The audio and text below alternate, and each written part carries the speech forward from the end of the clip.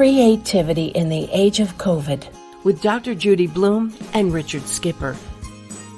It's the only program in which therapy and entertainment come together to show everyone not only how to cope in the age of COVID, but how to be creatively productive through it all. And now, Dr. Judi Blume and Richard Skipper. Hello, everybody, and welcome to the latest edition of Creativity in the Age of COVID. I'm Richard Skipper, and this is Dr. Judi Blume. This is the day after St. Paddy's Day. So how did you celebrate this year? I drank green wine. Was it meant to be green? That's the important thing. Well, it was a Chardonnay with a little green food coloring in it. Well, this year we're all thinking outside the box, but it sounds to me like you're living almost a traditional St. Paddy's Day. Was there anything that you did differently this year because of COVID? Normally, I might go to a St. Paddy's Day parade or something if that were available. And certainly that wasn't happening this year. Absolutely. It has a different feel to it. That's all. It had a different feel to it. But, it was still fun, and I was still Judi O'Bloom for the day. And, That's the one day where we could all be Irish and get away with a little bit of the blarney, I guess. That's right. Are there a lot of celebrations where you are? Not too many. I mean, there were people, where I am right now, there are lots of boats. So I did see people on boats having celebrations. So with their own group, right? Wearing, not only wearing green, but with, St. Paddy's Day flags and, balloons and all that kind of stuff. So that was fun in the marina right in front of where I live. So that was fun to look at. Now, I have to ask you this question because this is the topic du jour. Have you been vaccinated? I got my second shot this past weekend. I'm getting my first tomorrow. I am so I am so excited about it, believe it or not. And I was just saying, I was talking to our guest before we went live, and I was saying, can you believe this is the topic now? At any of the given time, because we're all in the arts, what have you seen lately? Where have you been? What have you done? Now it's, have you been vaccinated yet? No, haven't gotten your shots yet. Well, I am. And did you have a reaction? That's always the second question. I am so excited about today's guest because we have two Broadway actresses, one of television's beloved moms from Mr. Belvedere, Ilene Graff. She is a Grammy-nominated singer. She's an actress. She was on Broadway in Grease. I Love My Wife. She comes from a very musical family. We'll talk a little bit about that in a few moments. We also have Jeri Kansas with us, who is a former Rockette. Also made her Broadway debut in Sugar Babies. And we have Gustavo Herrera, who has done so much work for arts advocacy in the LA area. So I'm so thrilled that we have him. And I'm going to bring on our first guest, who you're meeting now for the first time, Ilene Graff. How are you? Hi, nice to meet you, Dr. Bloom. Really lovely to meet you as well. So Ilene, if you can just bring us up to date, today it's a little over a year since our theaters shut down, and that means cabaret and television production for a while, now that television has come back. What did your calendar look like prior to everything shutting down last year?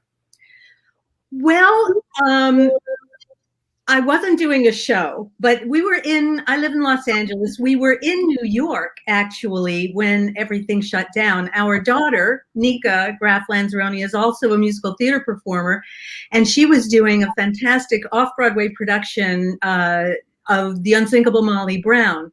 Wow, yes. And we went to New York so we could see her in her show. So we were there seeing all kinds of shows and feeling like really weird because we'd come from LA. We saw a friend in a show in Las Vegas. Then we went to Florida to visit friends.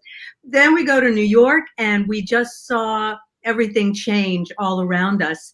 And March 12th, theater shut down. That was it. So it was heartbreaking. because so many of her friends were in Broadway shows and off-Broadway shows. She was in a show, and then it was all over. So our calendar looked quite different. It was busy traveling, we were supposed to go to Europe. We were going to go on a cruise. We were going to do all this stuff. Then nothing. And we just counted ourselves extremely lucky that we got to see our daughter in her show before theater shut down, and that we did all that traveling without getting sick. So that's, yeah. Well, let me ask you, how did she deal psychologically with the fact that she's doing this show? This is a question that Dr. Bloom should be asking. Yeah. But how did she deal psychologically? I know that the show had gotten rave reviews, a completely new reimagining of The Unsinkable Molly Brown, which I did when I was 17 years old. And you ain't down yet, Richard. I ain't down yet. But what did it do for her psychologically, something that she had obviously been working towards? It was really hard. You know, she'd been working with, she'd done a couple of Broadway shows. She's done a lot of opera. She's worked a lot, but this show felt so special to her to be working with these people. And I mean, it was a really nice production. And then it was over. And she's married to a veterinarian. She's got a nice life. She's got a nice apartment. So she wasn't going to be alone, you know, alone in 200 square feet, devastated, but it was very difficult. And she did her best. I mean, what else can you do? She's on the Council of Actors Equity, and they immediately jumped into action. So she has been extremely busy through the whole pandemic, putting a lot of that energy into doing good. And I'm extremely proud of her. She was very busy during the campaign. She's very political. She was a poll worker. So she took the horrible and lived it, absolutely lived it. I won't sugarcoat it. It was really hard on her and her friends, but took some of that energy and very smartly, I think, plowed it right back into doing good for other people. Terrific. Eileen, also, I was reading that you're a counsel for the Actors Fund. Is that right? Yeah. Right. I'm on Western Council of the Actors Fund. Yeah. So how did that impact your work with the Actors Fund? The Actors Fund has had a year like no other year ever. The Actors Fund, and we're not even calling it a fiscal year anymore. I don't know what the business world is calling it, but we're calling it the COVID year. Distributed $19 million to, what is it? 16 or 17,000 people. That's so many, many, many, many times more dollars than we ever distributed before.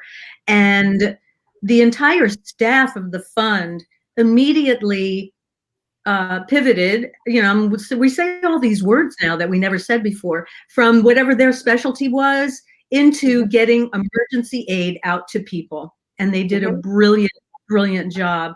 One of the things that I found interesting was that the fund gave out money to people in 126 different professions within arts and entertainment. Did you know there were 126 professions? No.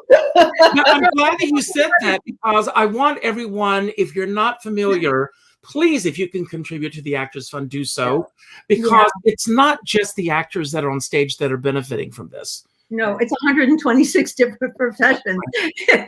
It's box office people, casting directors, grips, costumers, publicists, you name it. We help them. So we have all been doing our best to raise as much money as we can for the fund.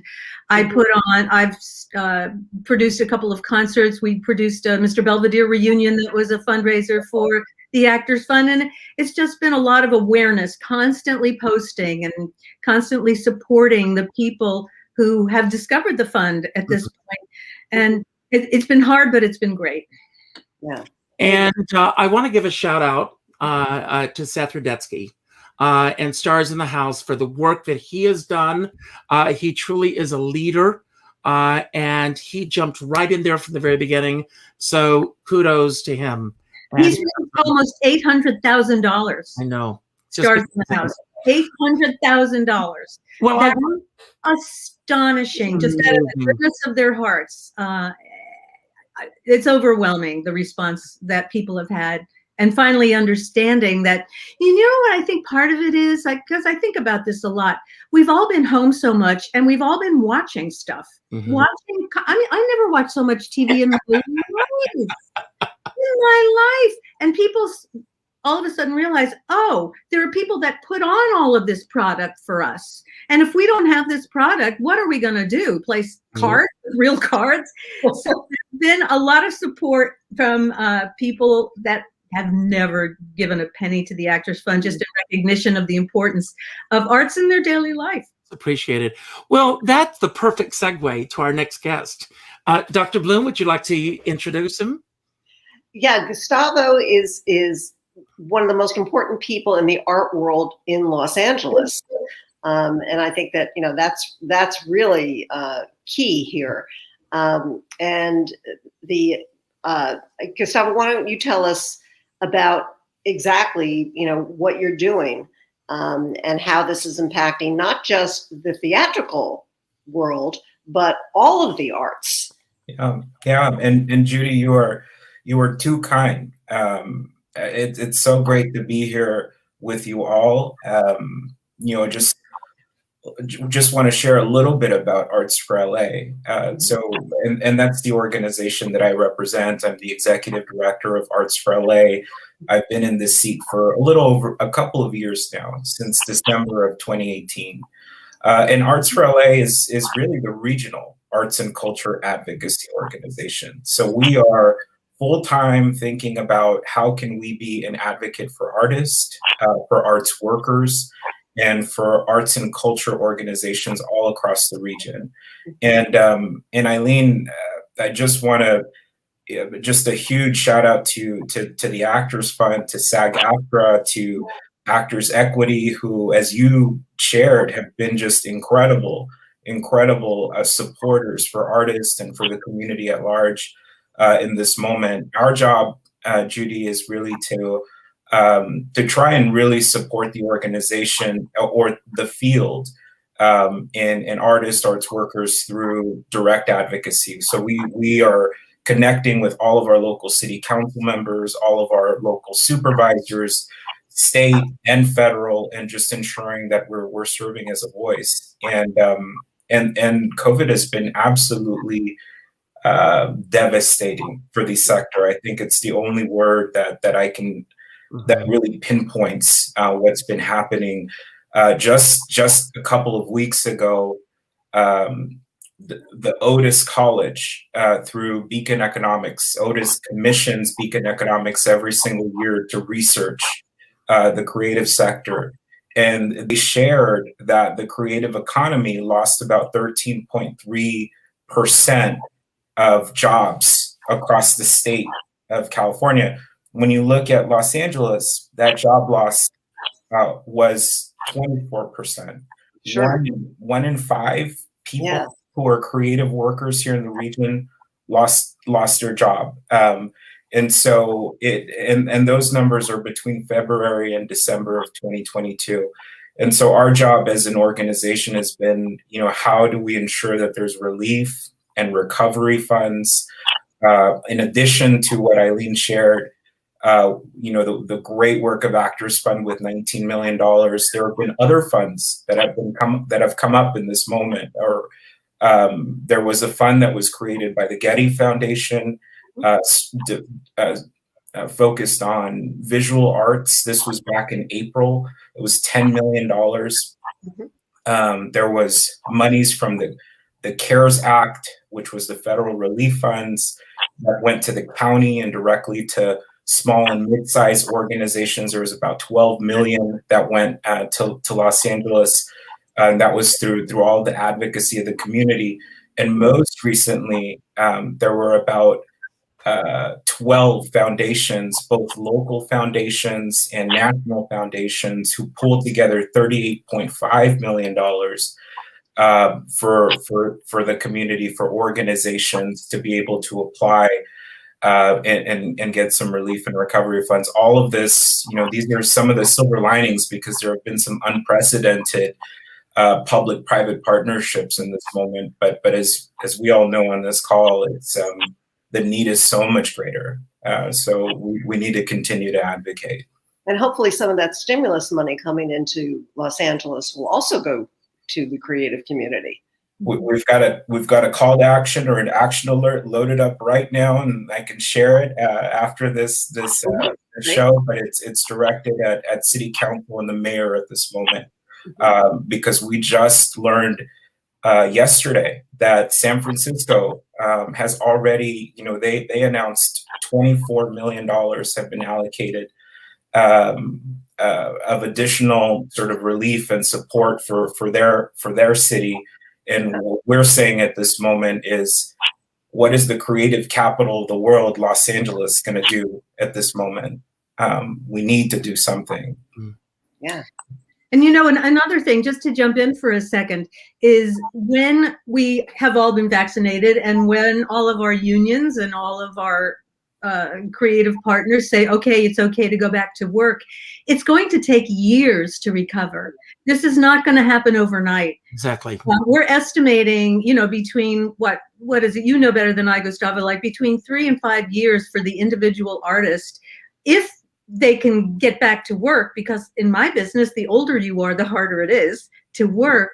How long is it going to take the business and the people who make the business get back into shape? And we are all, our foundations, Gustavo's Foundation, Actors Fund, SAG Foundation, all of these amazing organizations, we can't drop the ball. We can't let everybody drop the ball and say, okay, theater's open. It's going to take a long time. So there's another layer to this as well. I mean, some of our artists have dealt with COVID personally, and we don't know what the long-term effects of COVID are.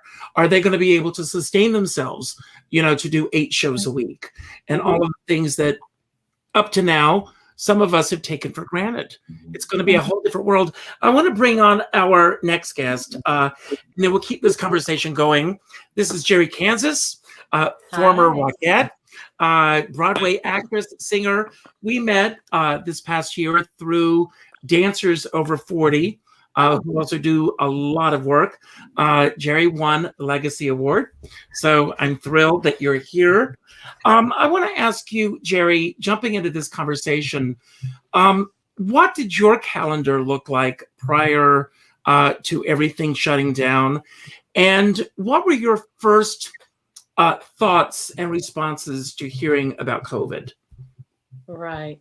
When I'm not auditioning, I'm teaching master dance classes, choreographing regionally, and I was also working with special needs children and adults. I had created a music and movement program, and so I was working at in Westchester with that community, and I haven't been back there since March 6th. And the special needs community, it's been so tough on them. I would come in and I would bring them, smile and work with them creatively. They haven't had my program. A lot of them haven't come back because of their special needs. And it's been really tough on that community. Regional theater, I think the only place that I know of is Music Theater of Connecticut in Norwalk. They're doing shows, they're equity, and they're also streaming their shows. But it's been really, really tough on everyone, obviously. Yeah. Well, I do want to mention Westchester, just across the river from where I live, and the Westchester Dinner Theater, which has been such a mainstay of Westchester, went out of business this past year. Yeah, that was heartbreaking. And it's devastating to our community. Yeah. I mean, to find union theaters still in this area is getting tough. I remember when I worked at Kendallwood Playhouse doing 42nd Street, and then that playhouse closed, and it's tough on regional theater for sure. And the clubs are closing. Yesterday we found out that one of our major venues here, Rockwell Table and Stage, is gone, and they just couldn't survive.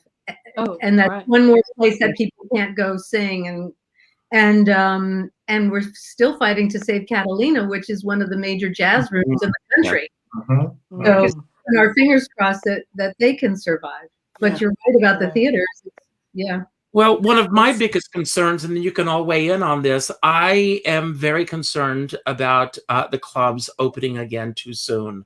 And I know that some areas, we all want to get back to work. But as I say, my ego is not so huge, believe it or not, that I would be, that I want to put my friends and family and followers at risk to come and see me perform. And I understand the difficulties it must be for clubs to sustain themselves at this time when there's no revenue coming in at all. What are all of your thoughts on how we do come back into the smaller venues, especially? I think the ones that are going to do, pardon me, okay, like we have in my neighborhood, pardon me, little gunk there. Excuse me while I hum and get rid of it. We have a club here in my neighborhood called Feinstein's at Vitello's, which is a wonderful room to play. I've played there many times. And I think that a place that's part of another place is going to be in a lot better position to survive. There was a big fundraising effort for Vitello's. That community just said, oh, no, you're not going anywhere. You've been here for 40 years. We're not letting you go out of business. And people donated. And the club is just upstairs. So I think, and I haven't heard anything, this isn't coming from anything from the club, but I think that they'll probably be able to reopen. But Richard, I agree with you. I hope not too quickly. Gustavo, what are you seeing in terms of the smaller clubs in Los Angeles? The smaller, the smaller theaters, the smaller clubs, the smaller art galleries. Since you're tapped into all of that. Yeah. So I also sit on the board of an organization called Californians for the Arts, which is our state arts and culture advocacy organization. And something that Californians for the Arts and our organization there has been very focused on is just ensuring that the state is issuing reopening guidelines for the arts. Part of what I'm seeing, on top of course, all of the stop and go that we saw in 2020, but there's also there's reopenings and phasing that's happening at the regional levels, the local levels, but there's this disconnect with the state not issuing broader guidelines, which are causing a lot of confusion. And all of the other industries have guidelines. And so I think at the state level, the advocacy is really, we need the state to prioritize issuing clear guidelines for the arts and culture sector writ large, that then the locals can use to add some additional clarity to customize for some additional clarity for our local organization. It's really challenging because I think, Richard, I share your perspective, right? Like we want to do so safely. We understand that, businesses and nonprofits, our businesses also are struggling. But we need to do so safely, and I think that's where that push to get clear guidelines from the state, I think, is going to be clear, because there seems to be disconnect between the local and the state. Like we need to reconcile that. Can I ask Gustavo a question? Yes, absolutely. How responsive? I mean, you say we need this, we need that from the state, from the city. How responsive are they to the creative community? Are they hearing you? Are they hearing the other advocates? Are they hearing it as a business? Are they recognizing the huge amount of money that all of the creatives put into the economy? Are they listening? I think we're at a really unique moment, Ilene. There, just a couple months ago, there was a hearing that was hosted on reopening guidelines at the assembly level, and some really, really productive conversation was had, but also there have been bills that have been introduced following that very important hearing that includes, increasing arts and culture funding to $1 per person across the state, which would bump up public funding at the state level somewhere around $14 million. There's a new Creative Workforce Act that's being developed, which actually Arts for LA is a co-sponsor on this bill. This is a bill that would employ artists in support of public health. Like, how do we?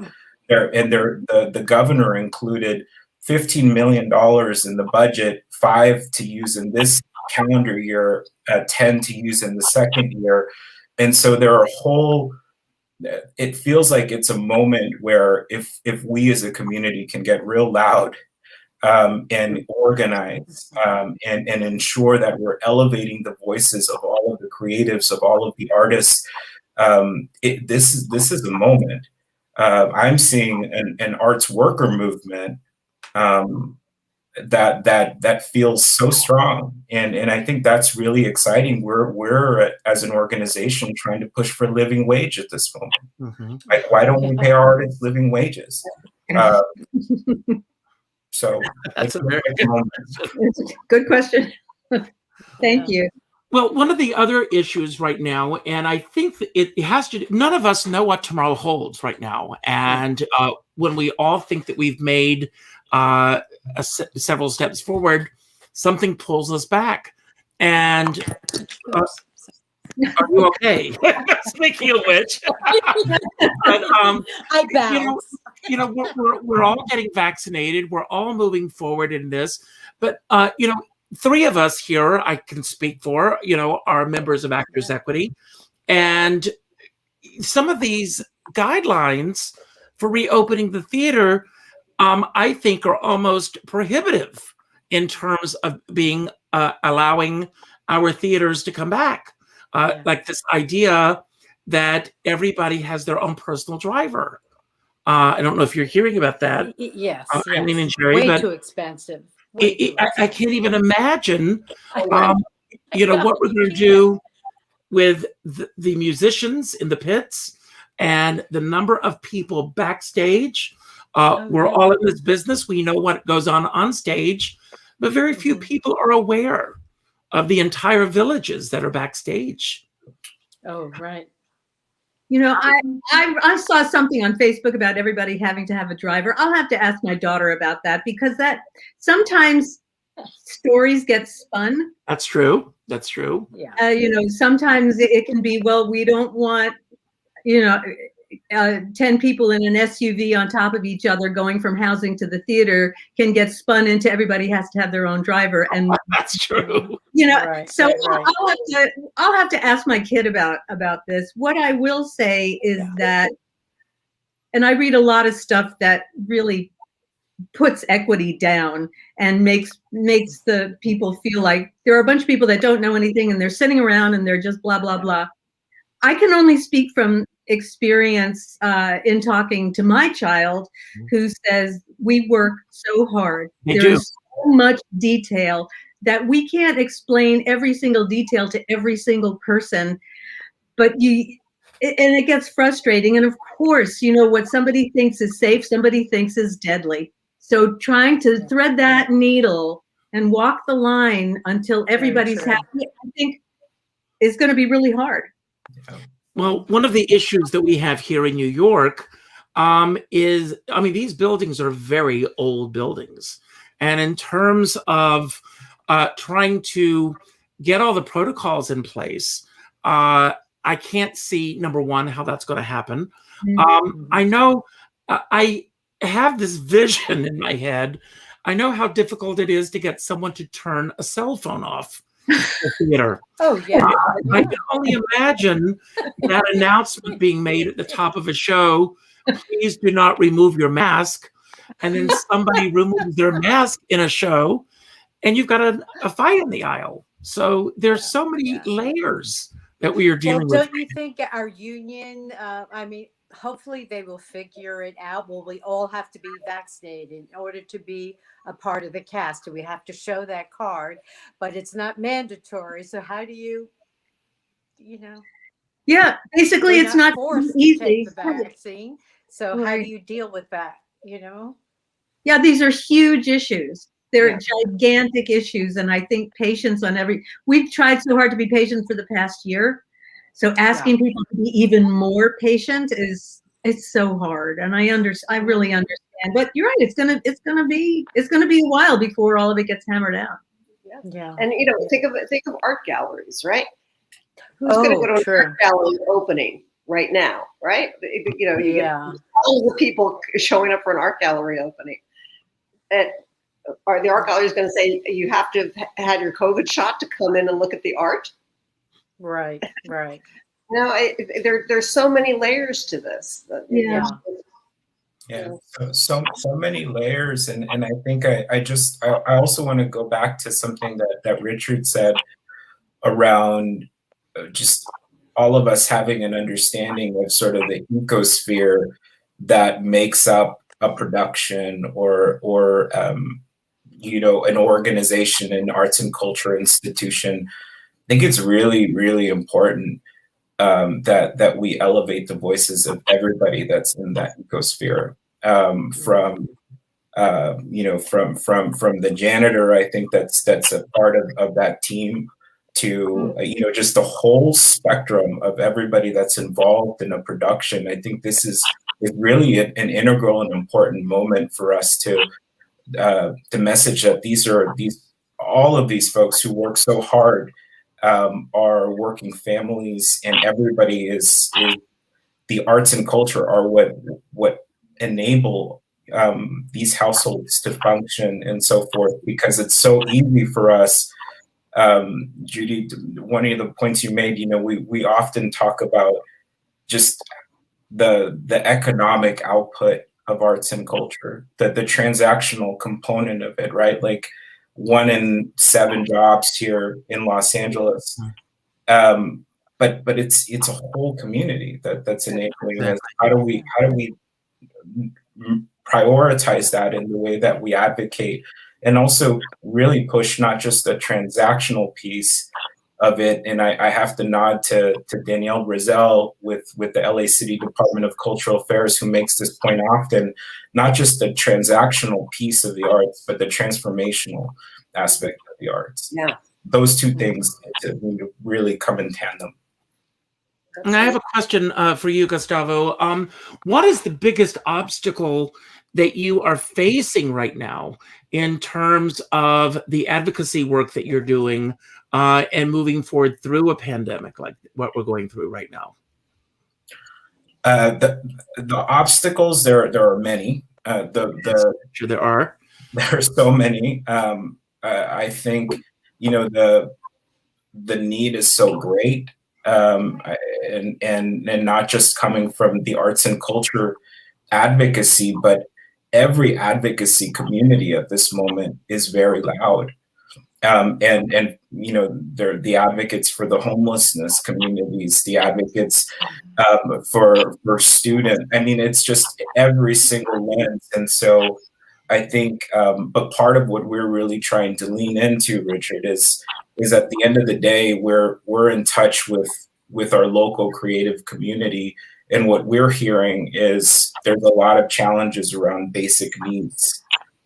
Food insecurity, housing insecurity, rent relief comes up in our room. Like, folks are really struggling. So how do we build alliances with those coalitions that are driving this work, understanding that we're sharing a struggle at this moment?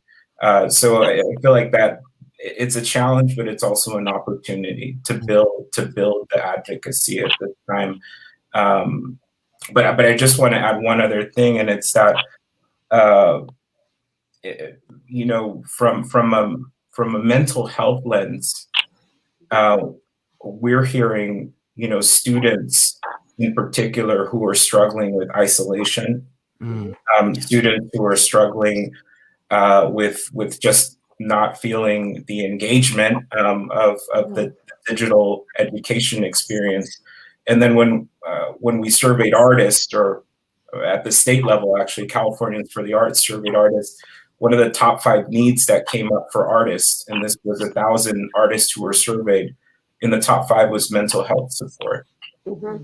And so that feels really critical at this moment too.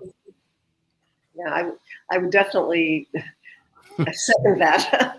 The need is just huge. And again, we're seeing it throughout all different, strata of society, at all ages. I mean, I have patients at this point, from 15 to 90. It's, and it's just, everybody is just overwhelmed by COVID fatigue and feelings of isolation and loneliness, and the challenge of now going back into being around people, and the fears around that, which goes back to kind of what Richard was talking about opening things too soon. A lot of people are really jittery about what happens next. What happens next. Well, I have a question. I can only imagine what the Rockettes are going to do. How can the Rockettes dance, right? Yeah. Yeah. Right. It's all touching. Yeah, hopefully a Christmas show. And We are all hoping. I mean, right now it's on the books that that some theaters will open in May, but I personally don't see that happening. But I have a question for you, Jeri. With the work that you're doing with those with special needs, are you having huge obstacles doing the work that you're doing through social media and through platforms such as this? And how are you getting across to everyone? Yeah, that's the problem with special needs. You really need to be there one-on-one. It's it doesn't work as well with Zoom, So And how are they they're not getting all the programs that they're used to getting. And some parents aren't bringing the kids in because they're so in fear. And they can't be wearing the mask because they have issues with breathing. So, I mean, what we can do wearing a mask, most of them cannot. Yeah. So then the teachers are wearing shields, the clear face shields and things like that. But do you think that in the special needs community, Jeri, that when things calm down and settle down, do you think people will be, let's say, not just a week after everything's calm, but do you think that they will eventually come back to the programs, like the things that you're involved with? I do, because I mean, it's not only a blessing for the children, it's the parents as well. When they see these children being enlightened, when I can get a smile on their face. During Christmas time, I give them kind of like a Radio City musical performance, and I call in my actor friends. I did a Nutcracker where I had the kids wearing the hats and whatever hand they could use holding something. So like I create these shows for them, and it's a blessing for the parents to see the kids performing for us. It's oh my God. So they're just going to be dying to come back as soon as dying to come back. Dying to come back. Well, that's good. That's great. Yeah. Ilene, I want to ask you, how are you keeping creative during this time? And have you been able to create a sense of, for lack of a better word, normalcy in structure in terms of your creativity? That's a good question. I teach, my husband, Ben Lanzarone, he's a composer and a music director, a piano player. We, for the past, I don't know how many years, have been teaching a vocal performance workshop. Not necessarily for young professionals, but a lot of our students are they studied music in college. They did shows when they were kids, and then they had to get a real job and a real career, but have missed singing so much. And somehow they find us. So we teach this vocal performance workshop. And as we learned at the beginning of the crisis, singing is one of the worst things you can do in terms of transmission of disease. Right. Oh, right. So so I mean, all those poor people dying in the chorus, the church choirs. And it's like, oh my God. So we canceled, of course, and canceled for several months. And then I put out feelers to our students and said, would you be willing to do something on Zoom? They said, yes, please, please, please, something, anything. And it goes to that, what you're saying, Jeri, that, and Dr. Bloom, the wanting to be together. Oh, and, absolutely. And so it's very different from what we used to do because it's not hands-on. I don't have people here. I can't say, no, open your mouth wider. No, do, you know, all of this stuff. But we have managed to come to a really nice place where they get to be together, they get to sing, and to Richard's point, there is a structure. So I know that I am responsible to my 16 or 18 students. Every week, I'm working Saturday, I'm working Sunday, and it gives me something extremely creative to look forward to.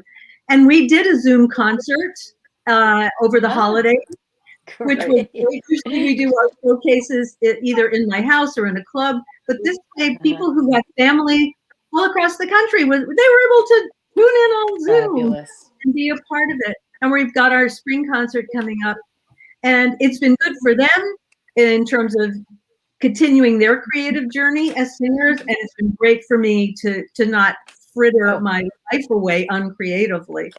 So the teaching has been really important. And as I mentioned a little bit, I've produced a couple of events for the Actors Fund, a concert. I've got another concert coming up with my girlfriends in April. And it gives us creative outlet. You have to learn a song, you have to know how to make it work, you have to figure out your background, you go, where's your speaker going to be? All of these things that none of us used to have to know how to do because we used to have people. We don't have people anymore. Well, I've said it before, I'll say it again. We have such an appreciation for the sound and light people. Much more than we used to before. Put on my body mic, please. Yeah, really. So that's my creativity in the time of COVID. Well, that's great. Gustavo, are you working from home, or do you actually go into your office? And if you are going to the office, what were the protocols that went into place for you and your staff to be able to go back to work? So we are fully working from home, and all of our advocacy, all of our convening work has moved online. And Ilene, I feel you. When we went into the production of our first big conference, which for us every year we hosted in the month of October, it's called State of the Arts. Wow, that experience was something else. I mean, we did not anticipate having to become event producers, digital event producers in 3 months.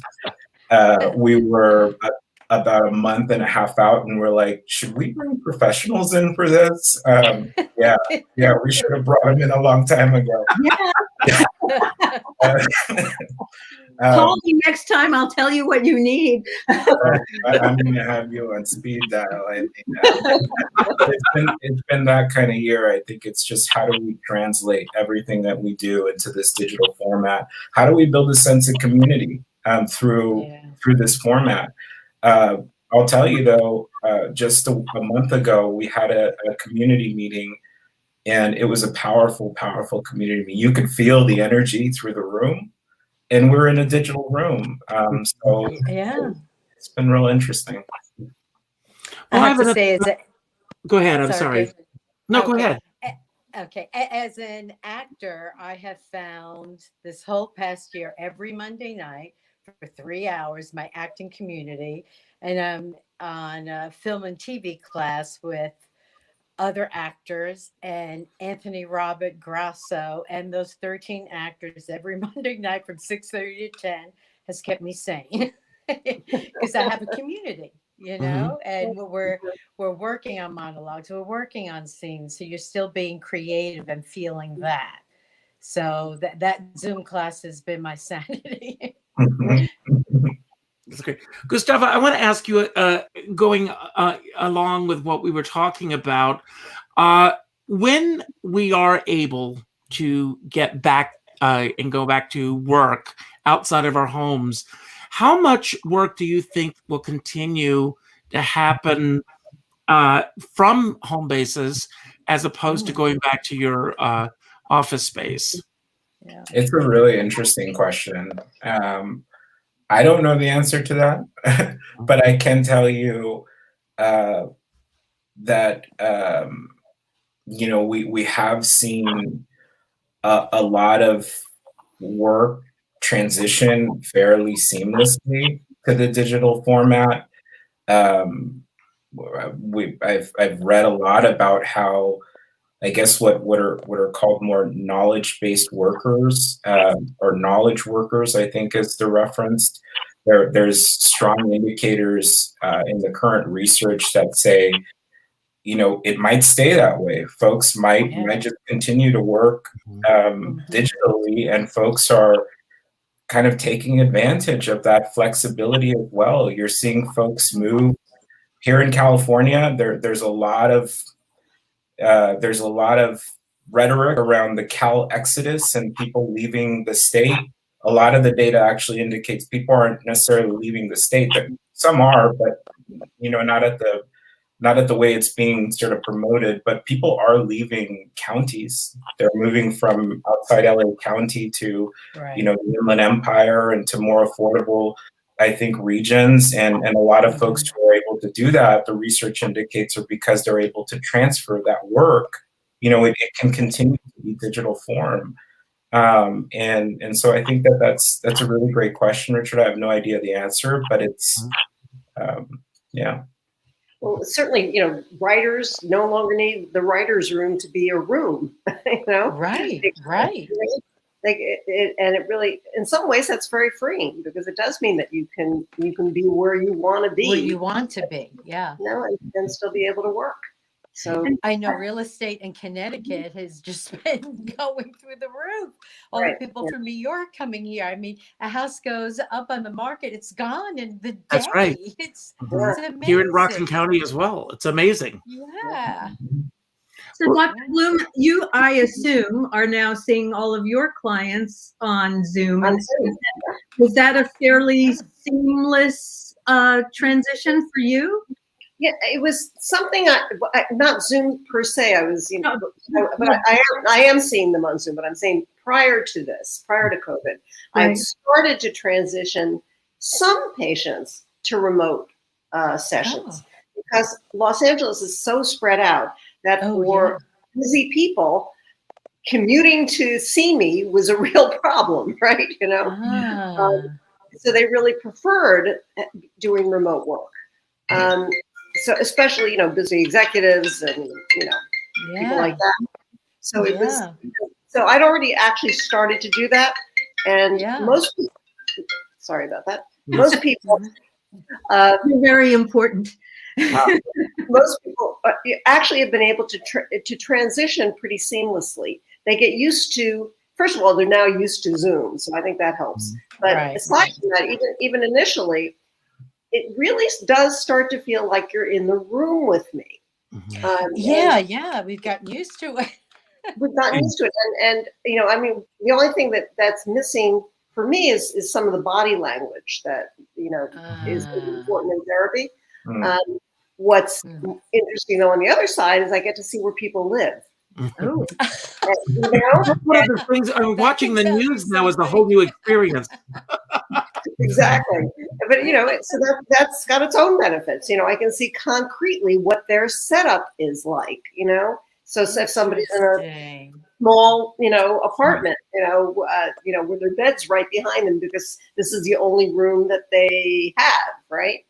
Versus somebody in the house, you know, and it is in a totally different kind of position. People with animals. I've got, you know, cats crossing the screen all night long. I have a question that I want to ask each of you, and then I'd like Dr. Bloom to weigh in to tie it all together. But Jeri, beyond the, I'll start with you. Beyond the obvious issues that we've all dealt with over the past year, what is the biggest impact that the past year has made on you, either positively or negatively, beyond the obvious things? Yeah.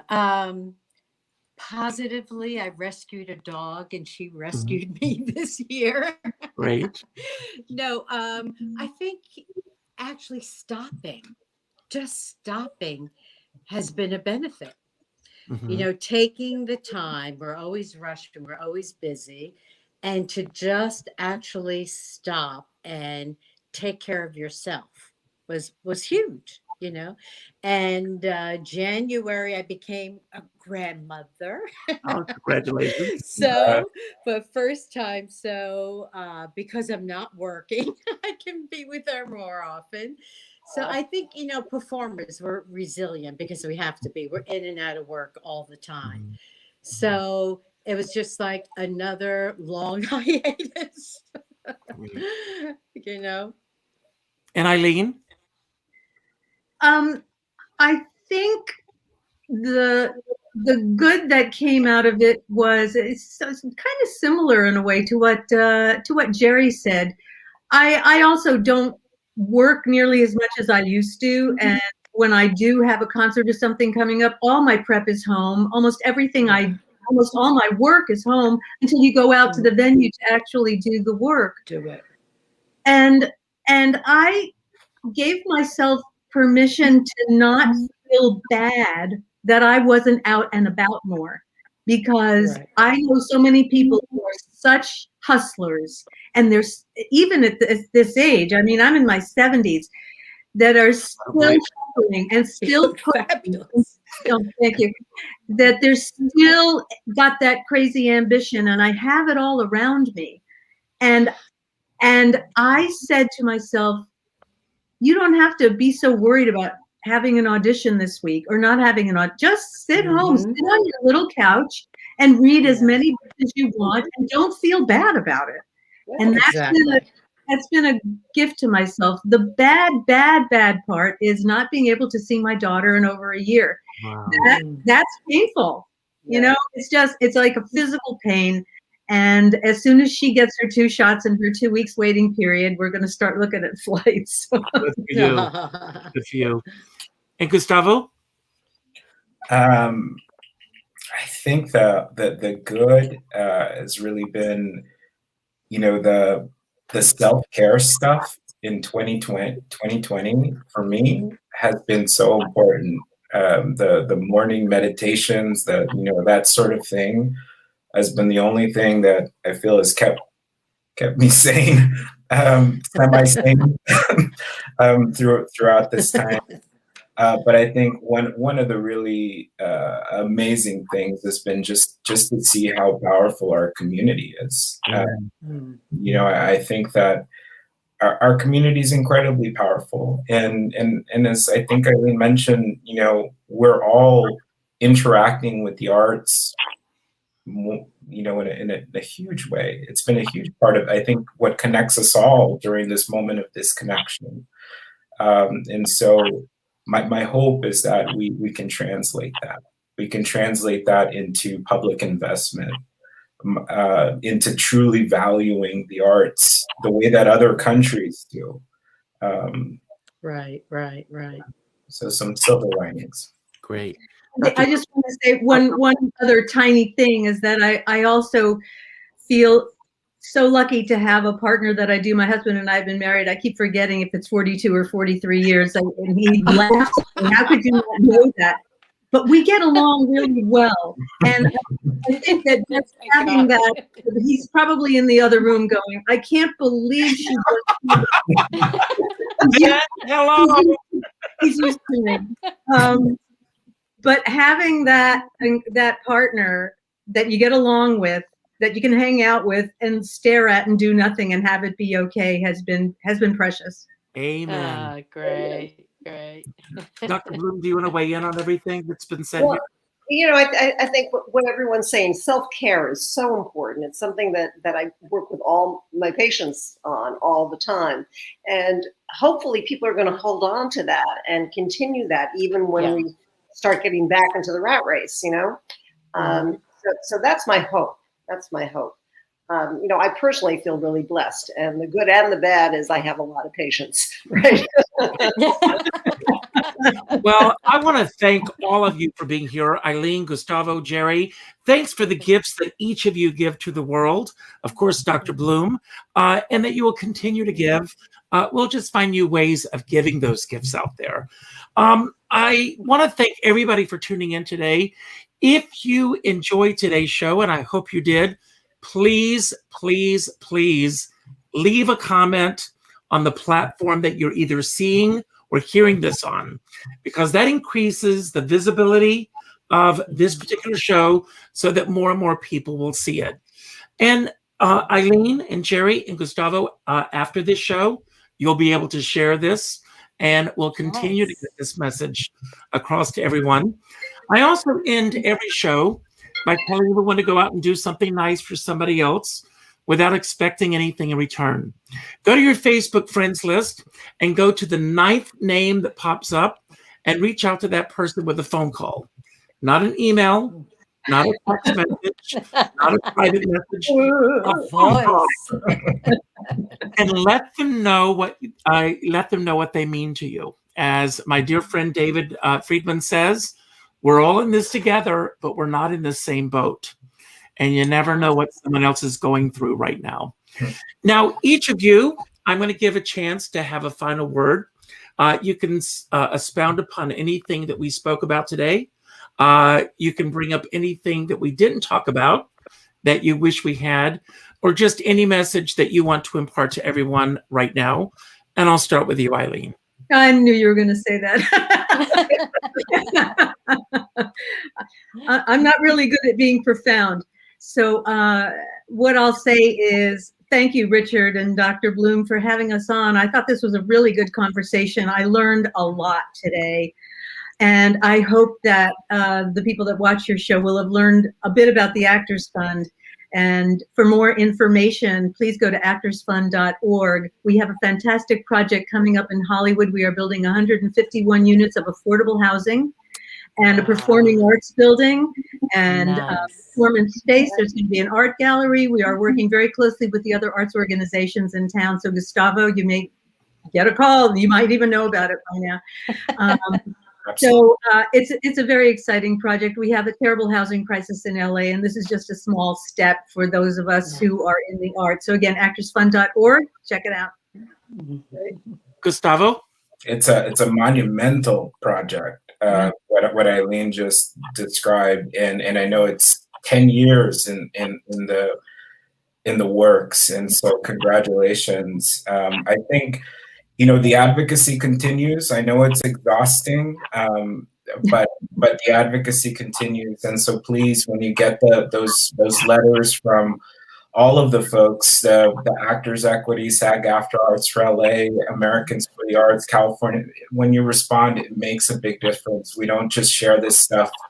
It's making a difference. And so the other thing I just want to share is just to know that COVID has had a devastating impact, but the experience is not the same for every community. And when we think about marginalized communities, underrepresented communities, it's really important to acknowledge that the experience hasn't been the same for all. And so as a community, we really need to use this moment to center the voices of those marginalized, underrepresented communities, creatives, BIPOC-led organizations. It's really, really important.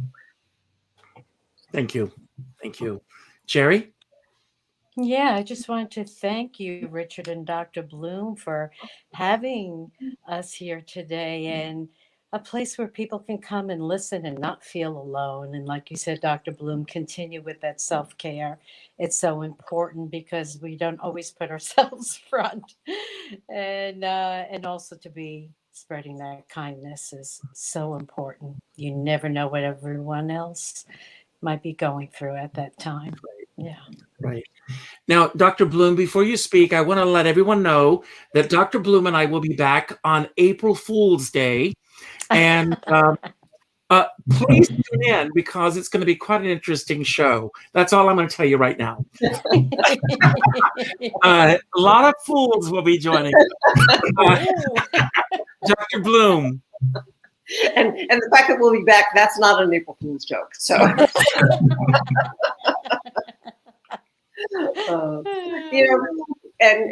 Jeri, as you're saying, the Buddhist philosophy is kindness towards self and others. We tend to forget the self part. Okay,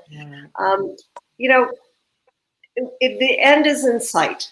It really is. The end is in sight. It's going to take a little while to get there. As Richard pointed out, we've got to do it safely, but it's coming. And I think that's, the one thing everybody can start to hold on to is that sense of relief that help truly is on the way. Absolutely. Goodbye, everyone. Go out and have better tomorrow. Thank you, everyone. Thank you. Bye-bye. Bye-bye.